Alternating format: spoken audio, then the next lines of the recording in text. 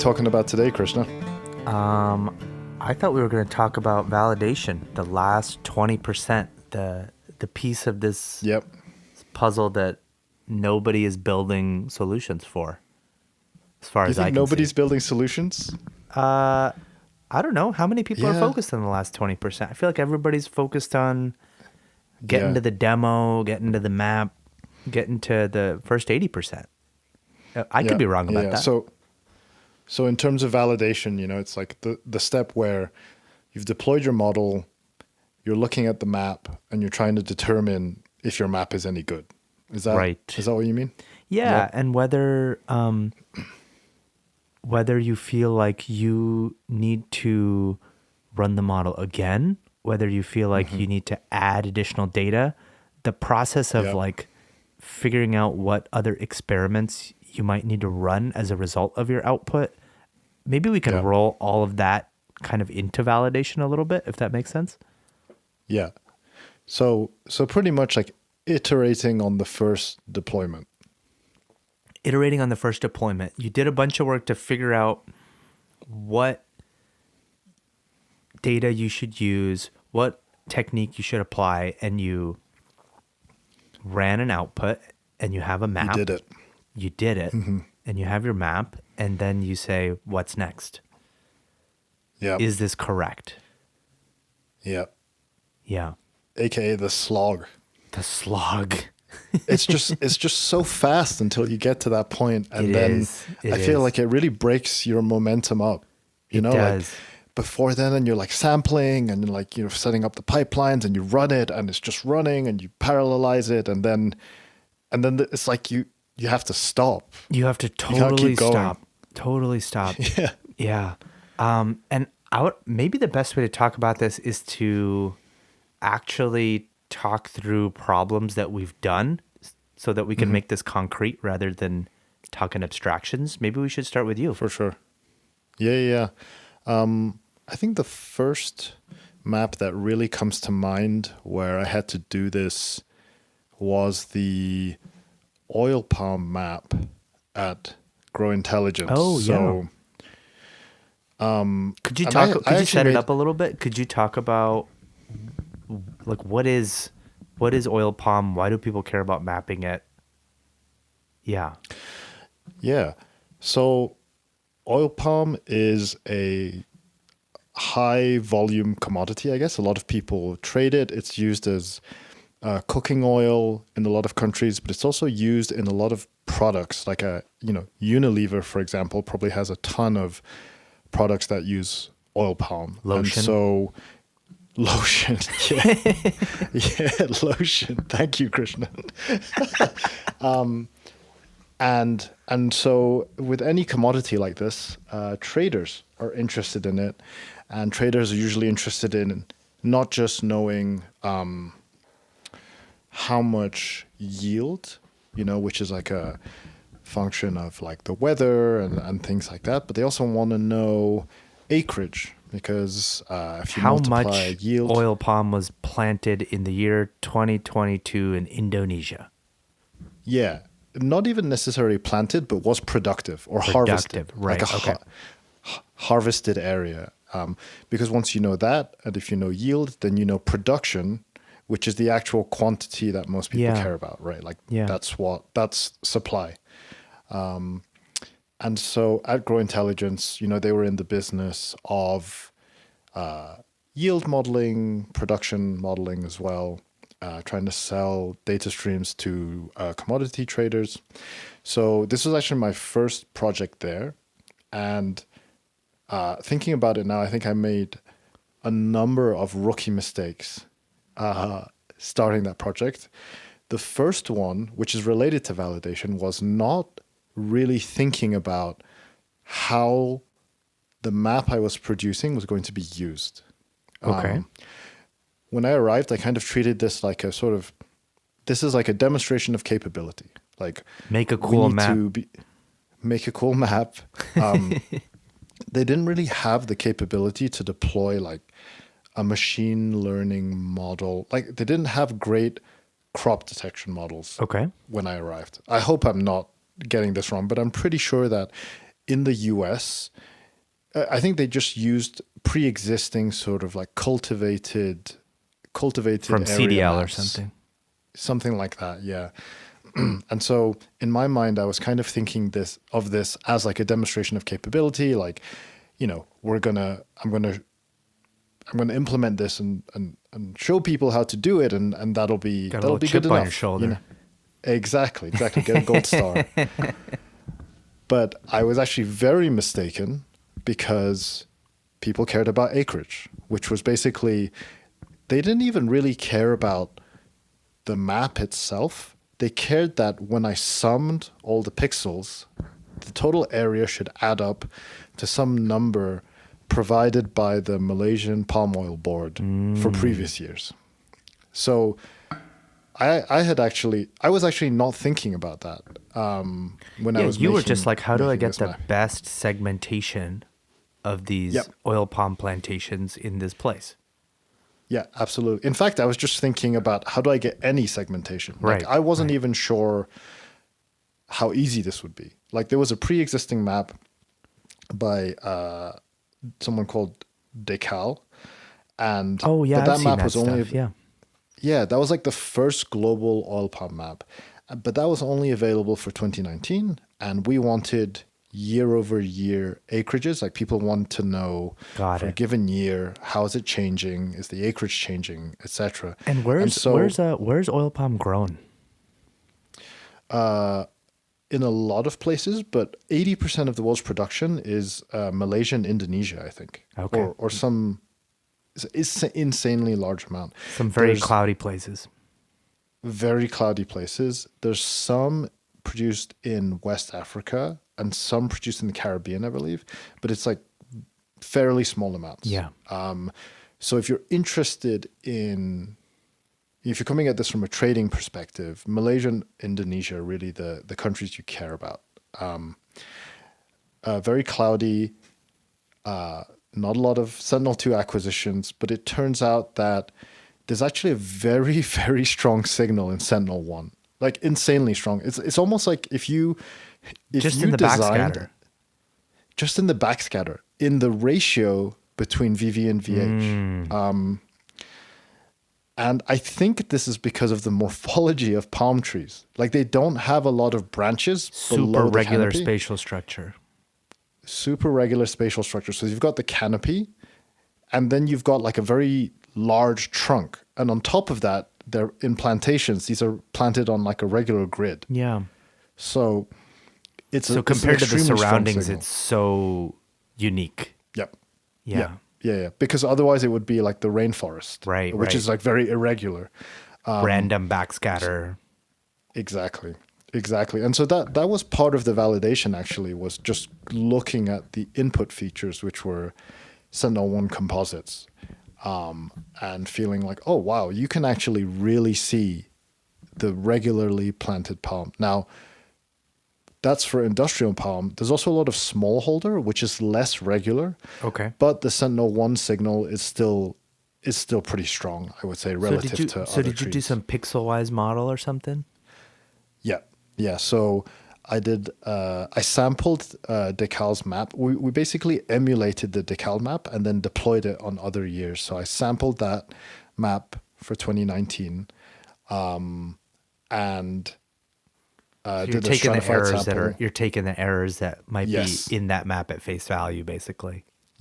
Definitely. But that map, if you go and look at it, it actually does really well in Malaysia, at least, which is where we first trained and deployed. Got it. Just because Malaysia is it's like the easiest place to detect oil palm.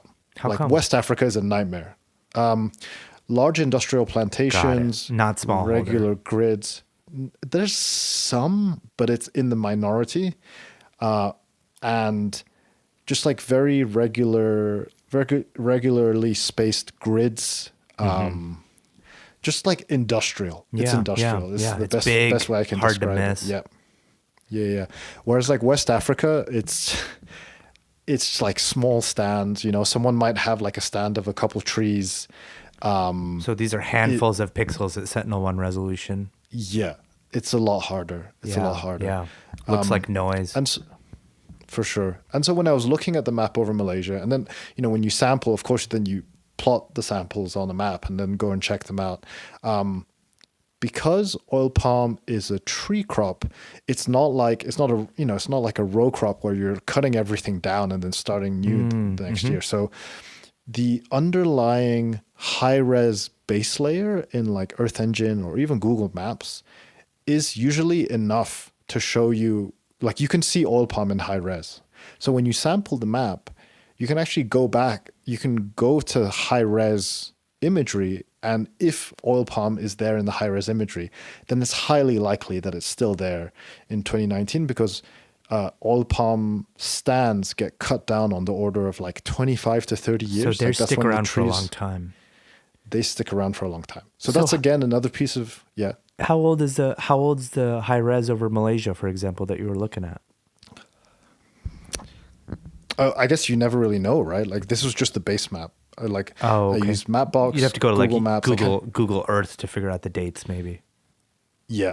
Okay. But the thing is, if it's there, Right. the high res layer is not going to be older than 25 years. And also the other thing is that if something is oil palm, even when the stand gets cut down and replanted, they're probably going to replant oil palm. So there's like a 2 to 3 year gap between planting and maturation where the tree is not productive. Not productive. It's young palm, they call it. But basically, So you want to classify the stuff that's not young palm, probably, right? If it's exactly. I see. Yep. Yeah. But basically, if you get any confirmation that any pixel in Malaysia has ever been oil palm, there's a very, very high likelihood it's still oil palm. Yeah. Like at any point in history, since we've been collecting data, like I don't know if that's going to remain true, because like economic forces and whatever. Right. But when you're trying to validate your samples that way, you can. This was actually a really interesting project because I had to talk to a lot of people who had like themselves spoken to farmers. I did a lot of research about just like the economics, the agricultural practices, and trying to like incorporate all of that into the validation, I guess. Like this knowledge of the young palm, the replanting cycles, that kind of stuff. And then as you're looking at more and more, and as I'm saying this, I'm realizing that I used a lot of high-res imagery to do this actually. As you're looking at more and more imagery, you're just getting more and more of a sense of how things look. And then you start being able to tell in your input features, even though they're much coarser. Yeah. Once you have that mapping in your head. Right. But it's true that actually That's the thing. I mean, that's the thing about validation. Once you kind of boot up your brain with all the relevant signals and you do the toggling between all the things you need to toggle to get confirmation, there comes a point where you can just look at the original map you created and you can see all the errors before doing any of the checking. Yep. It's kind of weird. I mean, your brain really enters a different state. Yeah, humans are state of the art. Or, I mean, I guess some humans, the ones that are willing to go and look at the data. But after a while, you really can tell. It's a little similar to mushroom hunting, actually. After a while, you can just, like the mushrooms, they just appear. Like you're not focusing on them. Wow. But like your brain has somehow got like this rough shape of what they look like. I just think it's and like so, you are like, you teach your brain this new particular vision skill. And then once you actually learn it, it's like you're just doing it. Yeah. And it's not a hard vision skill. Yeah. I mean, I think it's like if a model can do it, like if there's signal, then it tends to not be a hard vision. Yeah. But I guess high res is but you just kind of like, train in the validation part. You're kind of not. You're training a slightly different thing to your brain. It's not that you're training to find all the palm. It's like your model did that. It's like you're training to find all the places where it didn't work. Yep. Yeah.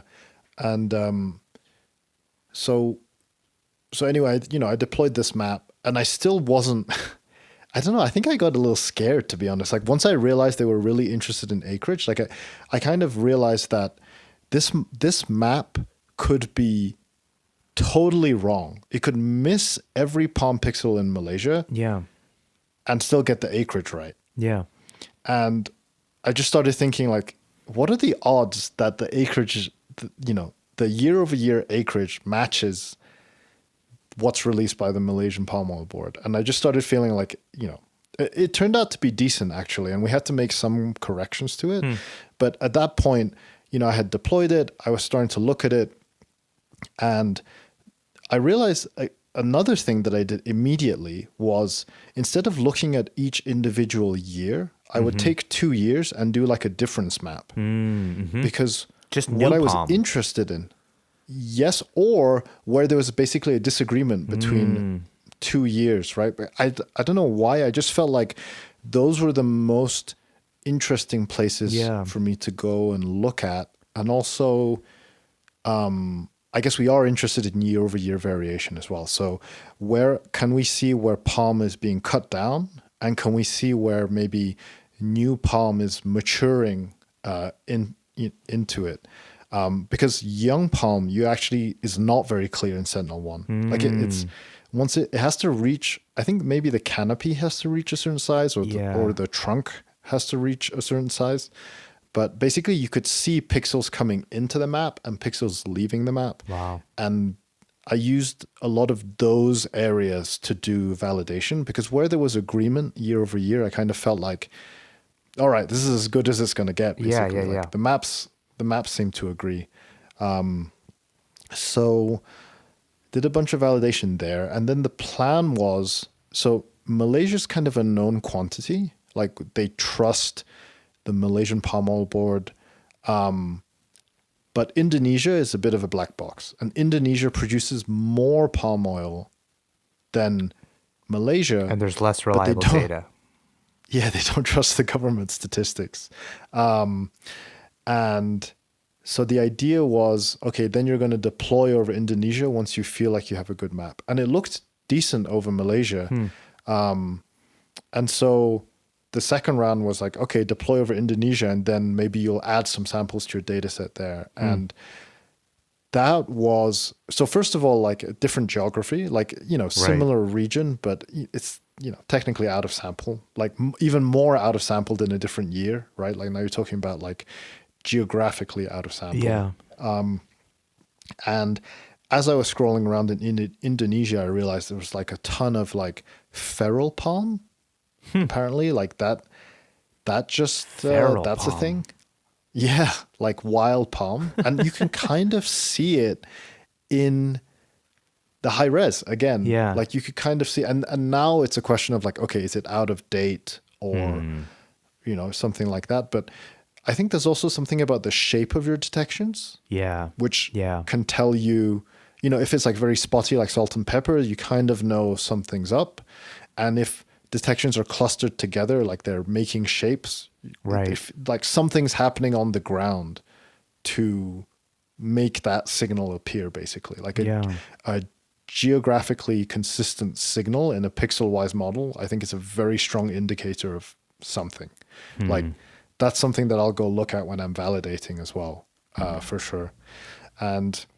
But then in, I think is West Papua or Papua, West Papua, there was a ton of like, I couldn't tell if it was mangroves or something that was definitely not oil palm. It just didn't look like it. Like Yeah. the detections, it looked like actually mangroves. Like it was along rivers, which didn't really make a lot of Right. sense. And it was just off. I don't know how else to describe it really, but the 'Cause you had- high res imagery. You had done all Yeah. this work to teach your brain what it looked like, and your brain said, Yes. this doesn't look right. Yeah, it doesn't look right. I guess, trying to put it into words now, it was like along a coast, but it was like a delta, and I just hadn't seen another place like that Yeah. as I was validating in Malaysia or Indonesia. And it just didn't make sense, right? If you have a plantation, you want like easy access to the oil palm, you want roads, you want to be able to drive and transport the fruit back to the processing facility. And I couldn't see any roads in this area. It looked pristine, actually.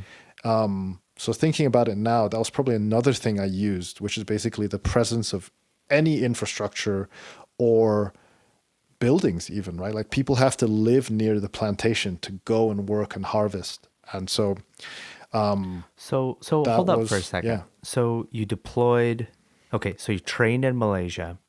You had reasonably good government data, so you could do some, I guess, adjustments. And then you were looking in Indonesia, and then you were looking in all these other places that have less reliable data. My question is, if we could just take a step back. So after you deploy your first version of the thing, you get a map, and you did validation with high res, and you taught your brain to figure out what looks right and what doesn't and all these things. Yeah. What did you adjust after that first deployment? Like, did you change any input data sources? Did you do post-processing as a result of what you discovered from your validation, or was it just good enough and that was that? Great question. So again, because we were not interested in the map itself, we were interested in the aggregated number. When I plotted our aggregated estimate versus the palm oil board's estimates for acreage, there was something that looked, it wasn't a constant bias, but it was like a smoothly varying function, if that makes sense. It was way too low in 2018, and then the gap was decreasing. And then in 2023, it was getting closer. So we actually, I thought about this, and I was kind of like, okay, I can probably like bash this model over the head until it's like a constant bias or something like that. Like maybe sample points that I can confirm myself from 2018, but that doesn't feel like the right thing to do. And so I thought about, we went and we thought about what kinds of processes could lead to this. And we found out that they had basically stopped planting new palm at some point in like 2016 or 2017. Okay. So basically, we kind of built like a really simple model to use there was like an existing oil palm age map, and we went and we basically aged out, like we basically did a constant correction for like lower than 3-year-old palm. Yeah.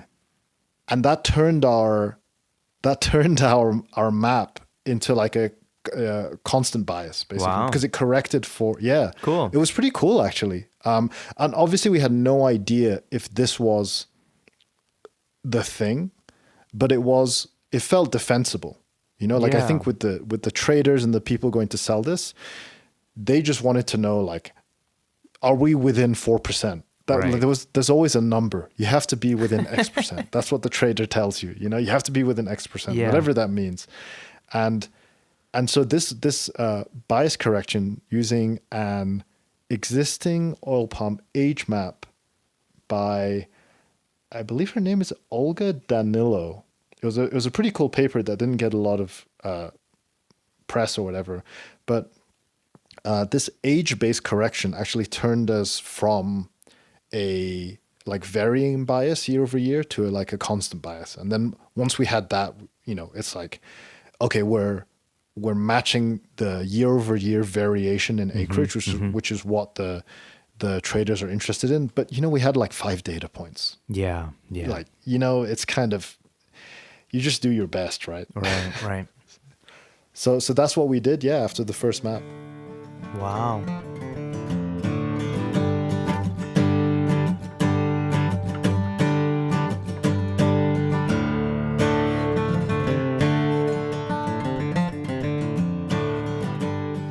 You want wanna talk about something you've done recently with validation?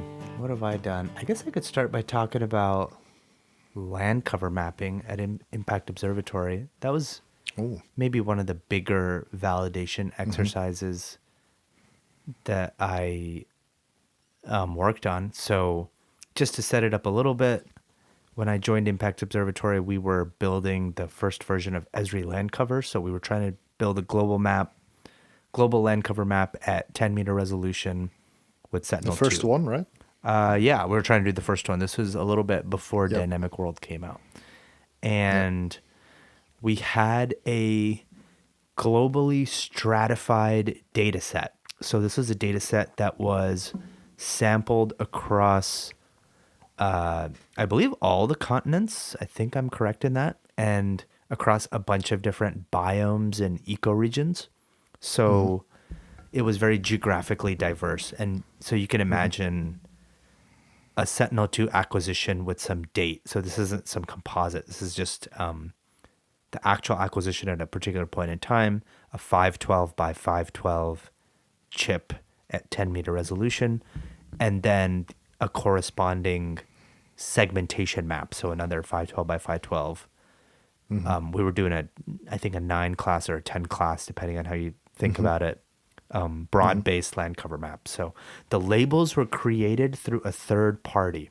So a company, I think it was Scale AI, a bunch of people from Scale. Yeah, a bunch of people from National Geographic went and taught a bunch of people at Scale AI what land cover looks like. So this is kind of cool. This predates me joining the company. But very cool. So basically, people who knew what land cover looked like went and showed other people what land cover looked like. And then those people, once sufficiently trained, started marking up these scenes. And Yep. the labeling approach was interesting because it wasn't a pixel-based approach. It was like imagine drawing polygons around these boundaries of things. So imagine a scene where Nightmare. you have roads and silos and fields. It's pretty common, right, for a lot of agricultural areas.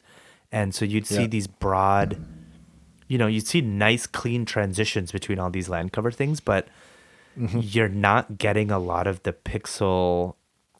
kind of pixely delineation of like imperviousness or bare earth or all these other things. You're kind of getting a more human, holistic view of what land cover looks like. Anyways, this was the data set. Unbelievable data set. So, I went and did a bunch of experiments to figure out a model that would work for this. And we ultimately landed on a UNet. And so we trained a UNet from scratch. There were, at the time, a lot of, I think, justifiable reasons to choose this model. Spatial context seemed like a really important thing. And so I feel like you could easily convince yourself of this when you're looking at the data set. If you saw rows of fields, the things next to them seem to be spatially informed by the things around them. And so the thinking there was that because that is the case and our eyes can pick up on this pattern, if we just did a pixel-wise model, we are throwing out some of this relevant spatial context, like what is surrounding this pixel, right?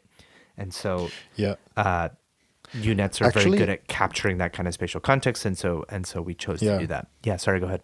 Can I ask, when you're doing the splitting of the training and validation set for these tiles, are you doing that based on like a histogram, like counts of the classes? Are you trying to like stratify the tiles across the classes somehow? Yes. And so if you just forget about the split for a second and you just tally up all the land cover types, it's a highly skewed pixel count, right? Like there's lots of forest and there's lots of barren land, and there's a lot of those classes, and there's very little of built areas, and there's very little of snow and ice. And interesting. So even though this was like somewhat stratified in choosing the areas to sample. Once you Uh-huh. choose your like centroid of, okay, I'm going to build a tile around here, Yeah. you're ideally choosing areas that have some diversity within that 512 by 512 pixel, right? Like if you sample Yep. the middle of the Sahara Desert and every pixel is the same, is that super Yep. interesting? Probably not. And so, Yep. but yeah, you end up with kind of a representation of reality. So you end up with the fact that the world is highly skewed in terms of land cover, and that's what you get in your data set. And Yep. so I think the way we ended up, I'm forgetting all the details of what we did, but I think the way we ended up doing it was to split to make sure that in the training and validation set, we had representative samples across, like, we didn't want the training to just be in one continent and that not to be represented in the validation set, you know? So like some kind of geographic sampling, but then Yep. some kind of stratified sampling as well to make sure that within the pixel Yep. distributions that we had like about the same percentage of built Yep. area in the validation as we did in the training. And so Yep. that's kind of how we did that. That's a I hard don't know problem. if there's an excellent one size fits all solution to that. But Yep. that's what we did. So, anyways, we trained that model. It looked pretty good. And then I still remember the first time, and then, a lot of engineering work was happening parallel to be able to run this model over much larger areas, right? So, there was this nice sweet spot where we had put a pin in a model that looked pretty good, as good as it can possibly look from some very small validation set. So okay. Yeah. And then but then we're able to deploy that over like all of Santa Fe or like all of greater Santa Fe or Uh-huh. we'd pick these much larger regions like MGRS tile level regions. And so Uh-huh. all of a sudden we're looking at a much larger geography from the model, kind of for the first time. I still remember what that felt like. It was crazy. And Yeah. because of because units are better in the middle and less good in the edges based on padding and all that stuff. Yeah. We do overlap with the tiles and we stitch all that together with GDAL. So we're just taking the middle portions of the predictions as much as we can. So we do all Yeah. that and we deploy over this larger MGRS tile. And it's this like, I would say that's where kind of the true validation work began, because up to Yeah. that point we had made some limited progress with metrics of like, if I Yeah. split the thing this way, then the confusion matrix looks like this, and my validation Right. confusion matrix looks kind of like my training one. And so I'm reasonably happy, and I'm beating down some of these errors between shrub, scrub, and grass, which is like Right. horrifically difficult to tease out. Yes. Yeah. Yeah. And, but as soon as we deployed it over a huge place, it's kind of like, again, what we were talking about earlier, your eye is seeing this very regular spatial continuity, right? So then these maps, thankfully the first time we did this actually looked quite good.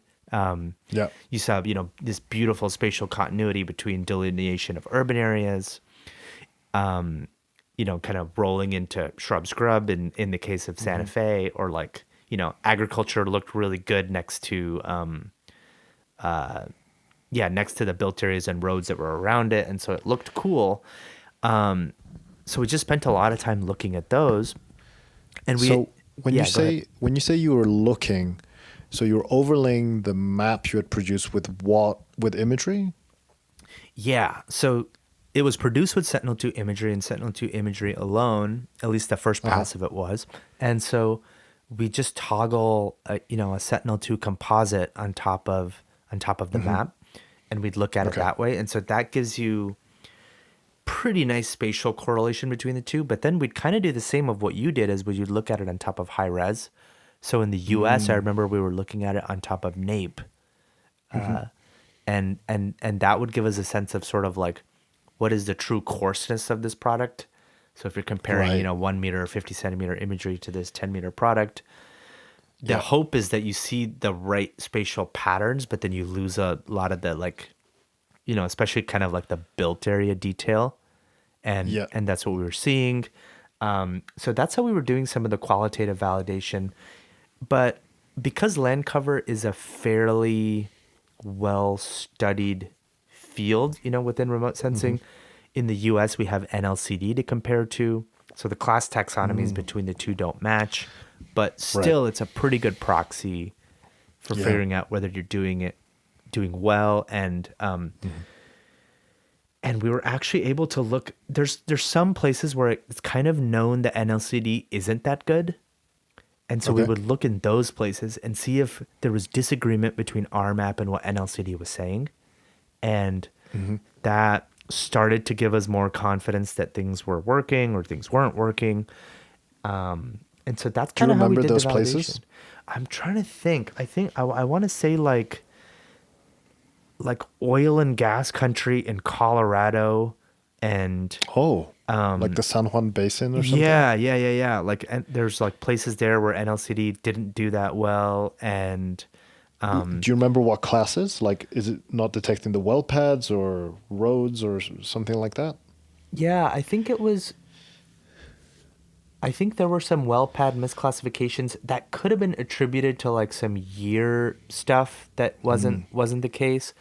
Yeah. Um, but I think some of the other problems were in the Midwest, like in the grassland areas, where Uh-huh. a bunch of stuff would get uniformly classified as grassland. But if you looked at kind of the spectral signatures Uh-huh. of what happened in that particular year, like it was maybe overclassifying grass.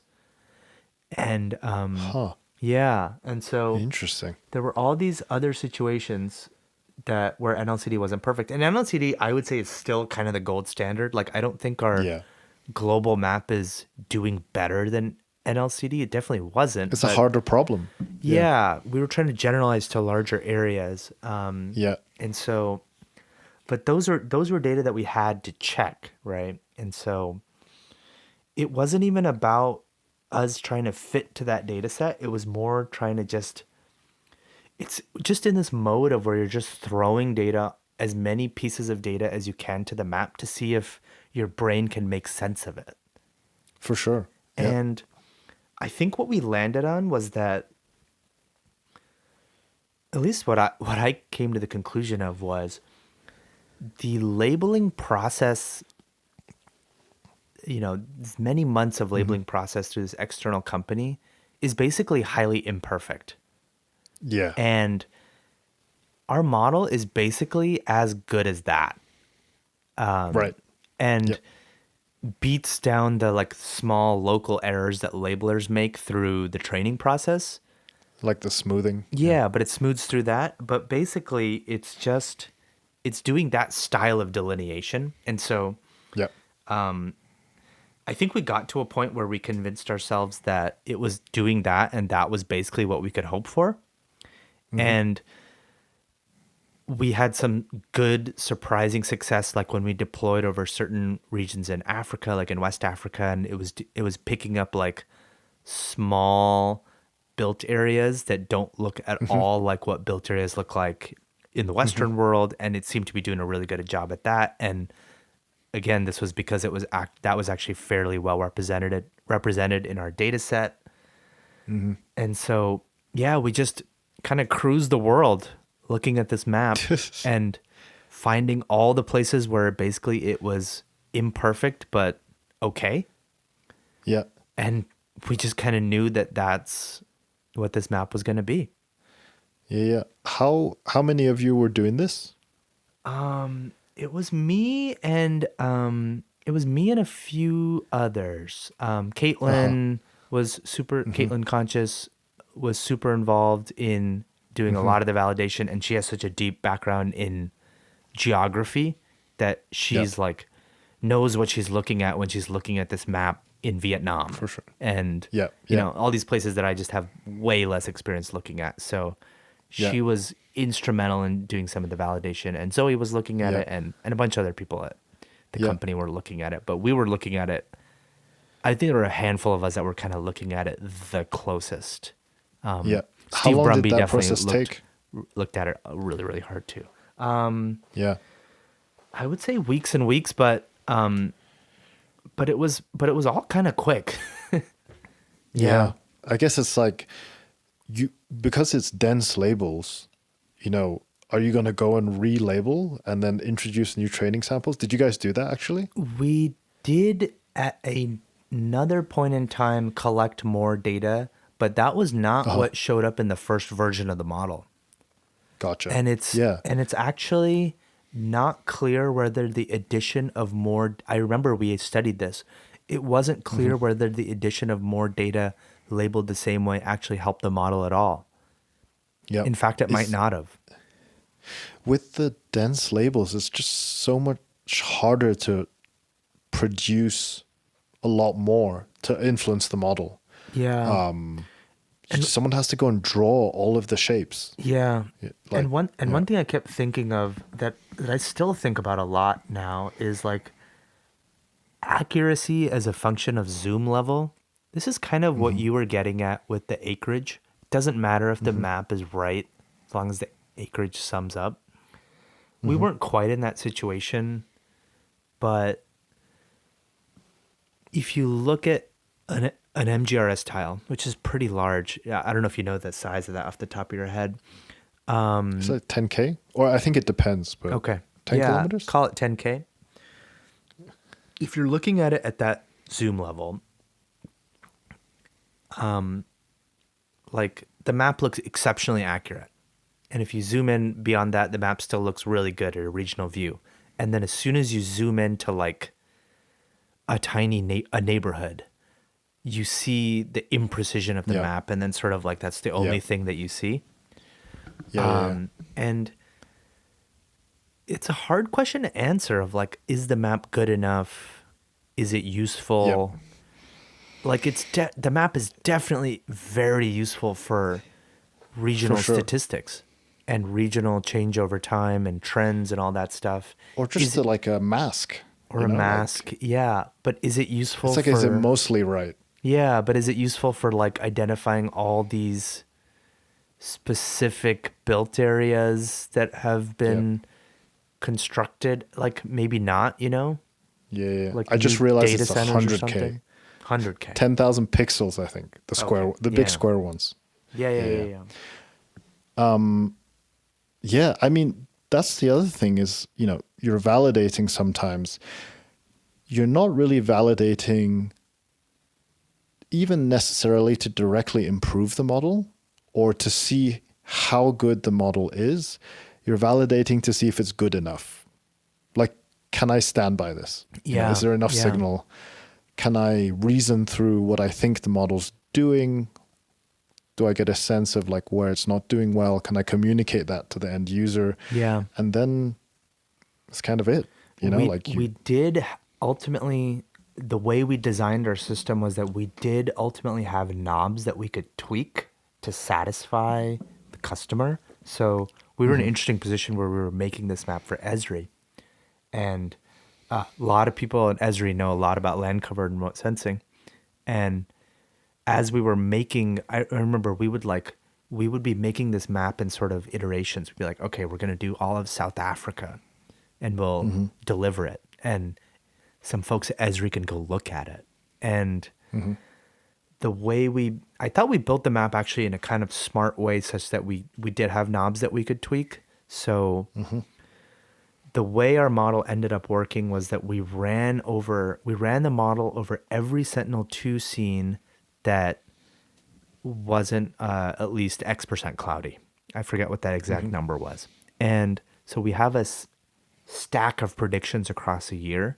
And then there's a question of how do you collapse all those predictions into a single classification for that year? Right.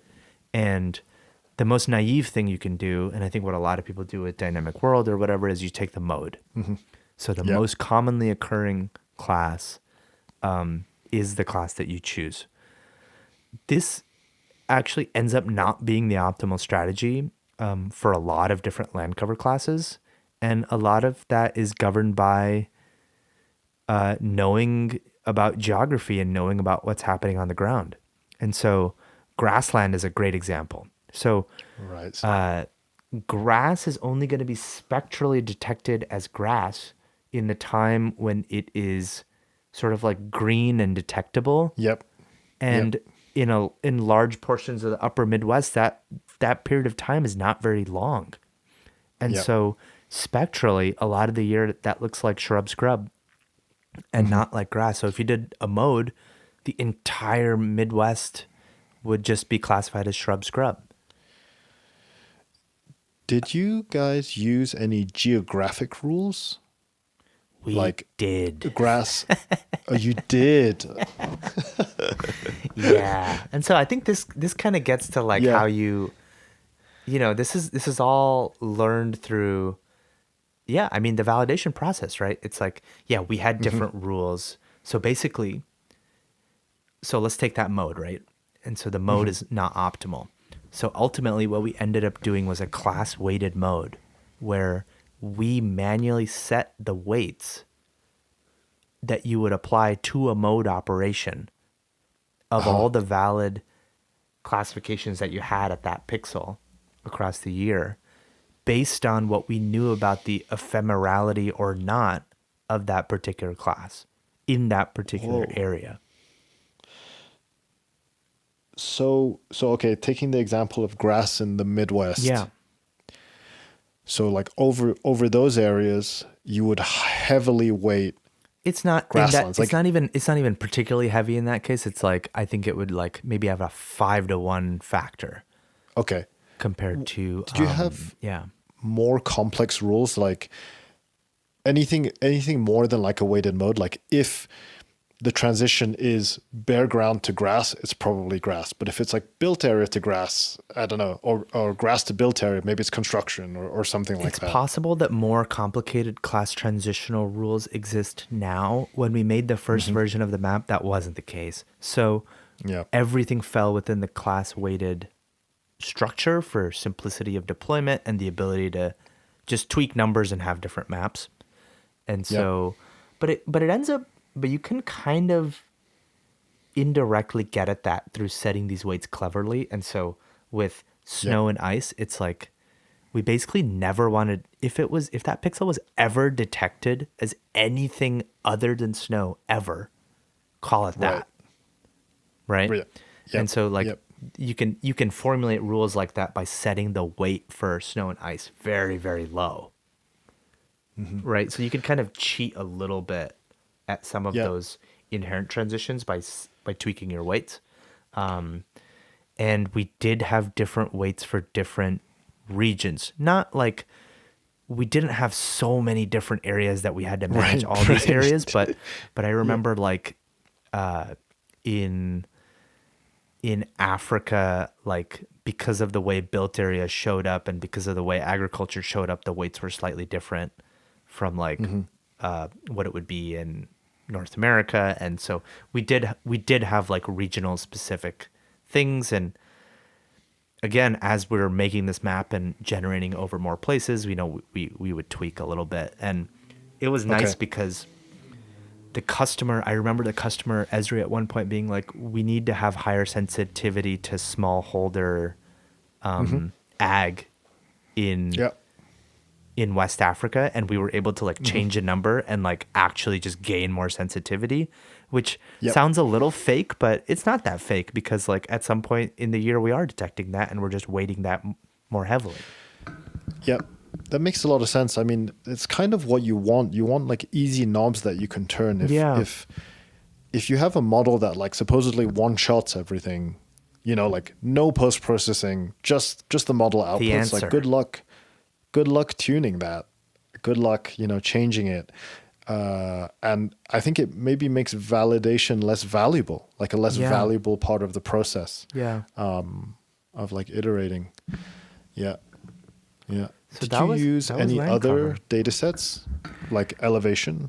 All the other data sets that we looked at, including elevation, including NDVI time series, and all this kind of stuff, we did after the fact, after the first version of the model. So Yep. the first version of the model did not use, didn't use elevation or anything like that. Yep. Yep. But those are As in, obvious like, you shoe-ins. It's didn't- just, again, scoping the problem, Yeah, yeah, yeah. given a tight deadline. And yeah. For sure. How much time did you guys have to do this? I want to say the bulk of the work happened in months. Like Wow. not just the modeling, but the engineering, the deployment. Yep. Yep. Yeah.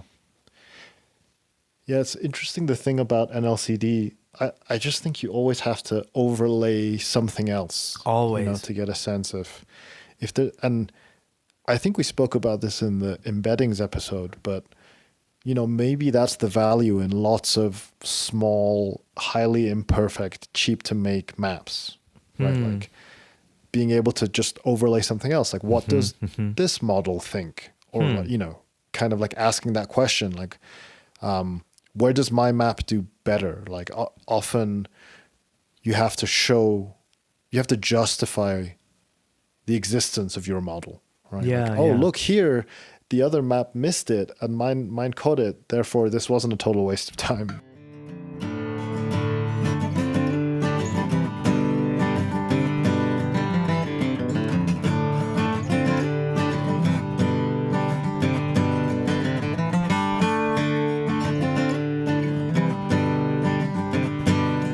What are your favorite so we're talking about putting a bunch of layers on the map. I'm curious what your go-to tools are for doing the validation bit. Like after you deploy your model, how are you putting all these different layers on? How are you looking at them? What are you using for that? I I use Gmap, I think, or Leaflet. Yeah. And the reason for that is there's just so many data sets on the Earth Engine. Mm-hmm. And here we go again. um, and and uh, and it's just so convenient to look Mm-hmm. at the, like, especially with the community data set. Mm-hmm. There's You can almost always find a data set that's relevant to yours, to your Mm. map somehow. And so I think I end up using Gmap a lot just because of that, and because I haven't quite figured out the Google Earth Engine plugin in QGIS Oh yet. yeah. But I do end up struggling a bit with vector data, to be honest, Yeah, yeah. as a result of that.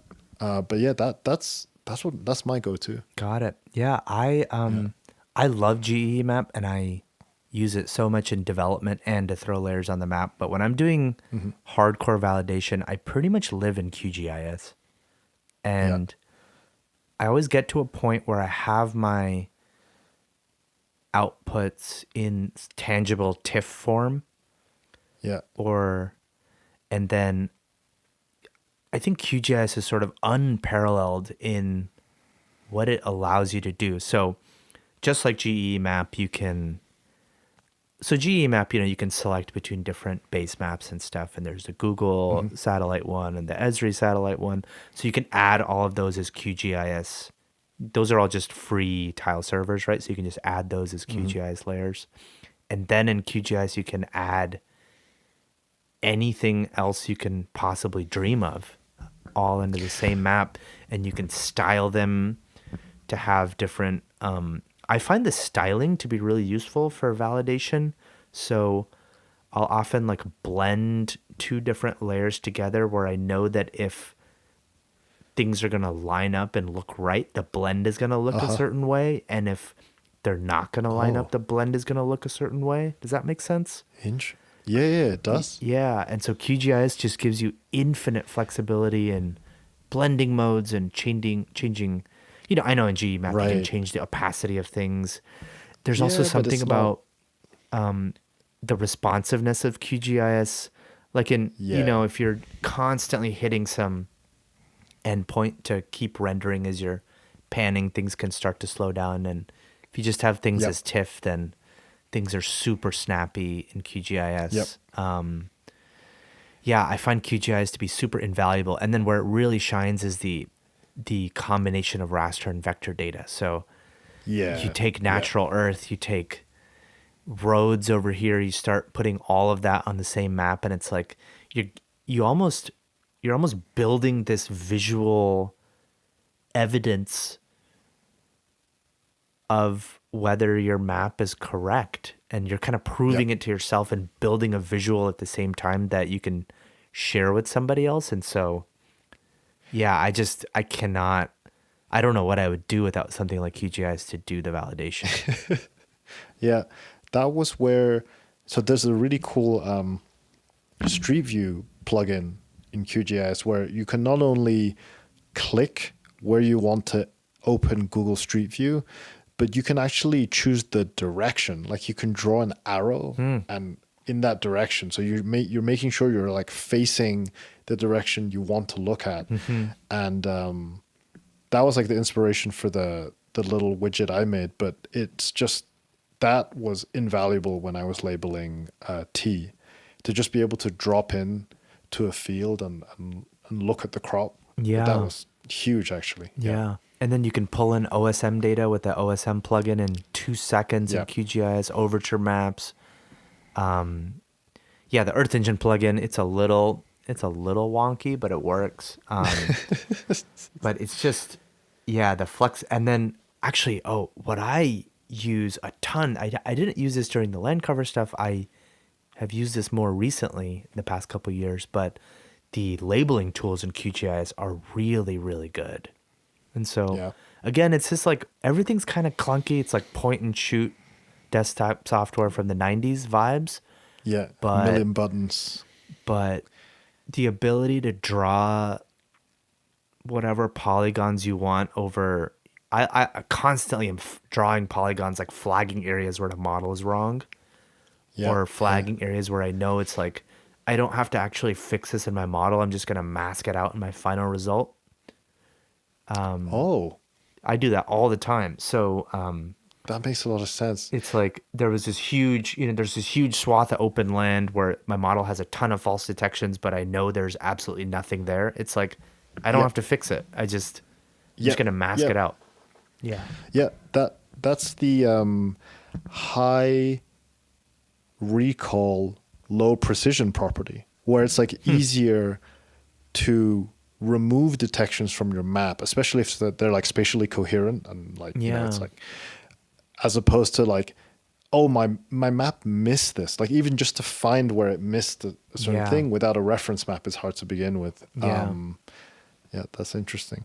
Did you use QGIS at I/O when you were making the map? I Is that where did. you're I doing did. the validation in? Uh-huh. I did do a lot of validation in it, and it was a common language to be able to share, because we did group validation, so it wasn't just me. We had other people looking at stuff, and so it's kind of nice. We would like share QGIS projects around, and we would make sure that Right. we make a TIFF file that we know looks the same, and everybody's QGIS project has the same color palette. Everybody's looking at the same thing. Everybody has the same base layers they can put on different stuff, and so that's the other. I mean, it's. I'm not going to pretend that it's some like super shareable thing. Like you have to move files around. It's clunky as hell, but also it's a thing that lets you do the work really Yeah. well, I think. Yeah. I have. Yeah, it's just so good. Yeah. Yeah. Well, looks like I need to start blending some layers. Definitely blend some layers. I mean, so many maps that I make. It's like my job now is I make graphics as much as I'm doing analysis, and so much of what you see in graphics in news or other places is because it's not just one layer that you're looking at. It's a blend of a lot of different things. It's satellite imagery on top of hillshade that's being multiplied, that's having another layer on top of it that's just highlighting areas of high NDVI, and then there's another layer that's just styling the water a certain way, and all of the combination of that, plus all your raster layers, roads, or sorry, vector layers, the roads, all of that is what you need to make graphics. And so it's not Yeah. just it's really really cool, and you can really go down a deep rabbit hole with all that stuff. So you can, when you said blending, I was just thinking like, okay, I've got a probability map output by my map, and I've got an underlying composite. But you're saying more than two layers. Like a ton of them, like a ton of auxiliary information. You Yeah, I can mean, blend it all together. some maps that I have made have like 20 layers on them. And you're blending them all together when you're And I'm validating blending them and all, or just validation, but I'm saying just to like make final maps or okay. final graphics too. For validation, with the probability composite example, it's like maybe you want to do like an inverse multiplication where you're just highlighting areas of low probability, for example, and looking and being able to see the underlying imagery of where it's low probability really clearly. Yep. You can do that via a blending mode Yeah. as opposed to like toggling back and forth all the time. You know what I mean? Yeah. But I guess, if I'm thinking about doing this in GMap, then I would do like an Earth Engine operation to multiply the rasters. It's just in Is, QGIS. is that it's like equivalent? yeah, exactly. But in QGIS, it's like you have so many blending modes at the click of a button. Whereas Uh-huh. in GE map, it's like for every kind of thing you want to do, it's like you're increasing the amount of thinking and work you have to do to accomplish that. It's Yeah. less sort of like you just flywheeling, figuring out what works. More like Yeah. you being super deliberate, and QGIS lets you not think as hard and Yeah. have a lot of options that make sense. Yeah. Yeah. This is actually very relevant to me right now. So I'm gonna. What kind of blending? Like, what other blending modes are available? Like, what There's ones like do you use? A lot? screen, dodge, lighten, darken, multiply, just a straight overlay. Just sometimes even just changing transparency of things is huge. Setting like custom no data values for a certain map so that it's not showing up. Like you can just do all of that stuff instantaneously. Whoa. Yeah. Okay. And so you kind of just played around with this stuff long enough to like now you have a sense of Exactly. what you want to use given the problem you're trying to solve and yep. then also how it should look. Yeah. Yeah. Interesting. It's really worth, in my opinion, I think this is something that I think is overlooked by a lot of people who are more engineering data science oriented because it's a piece of desktop GIS software. It's like, why do you need it kind of thing? Yeah. Clunky. What is this really buying me? But I think it buys you, it really just lets you sit with the data in a way that I think I don't sit with when I'm not using it. Yeah, I don't Interesting. know how else to describe it. Maybe I'm just super biased towards using it, but No, I think what you were saying spoke to me a lot about like the different layers, the blending, knowing you're just like making it easier for your visual system basically, yeah, right? Like as you're exactly. doing it. Yeah. And for me it's like I love playing with color maps for different data, and you can do weird breaks on your color maps based on what you know about your data, so that red really means something, and then you kind of, like we were talking about, like teach your brain to identify certain things based on this schema that you define. And again, you can do all of this in GE map and other tools, but there is a level of ease and customization that you just get with the desktop GIS that if you're having to program every single piece of that, it's like the level of interactivity that you get to figure out what the right parameters are is less, as opposed to if you're just changing sliders and watching an update. Yep. Yeah. All right. I'm going to go blend some layers. Wow, I can't believe it. I've been talking to you about QGIS for like years. I know, but this is the strongest case. This is the strongest case you've ever made, as opposed to just use it, you idiot. What are we at time-wise? We're kind of at our usual hour mark where we start asking this question to ourselves: should we Wow. continue? Yeah. Wow. You An have this hour, whoa. internal clock. I know. I actually don't have the timer on my end. So, oh, actually, Alice said last time that we should have like an exit line instead of just being like, "See ya." What's the exit line? I don't know. Thanks for listening. Is that the line? Thank you, devoted listeners for listening to two To morons the ramble. Earthside podcast. That's a good one. That's a good one. Let's call it. Let's call it.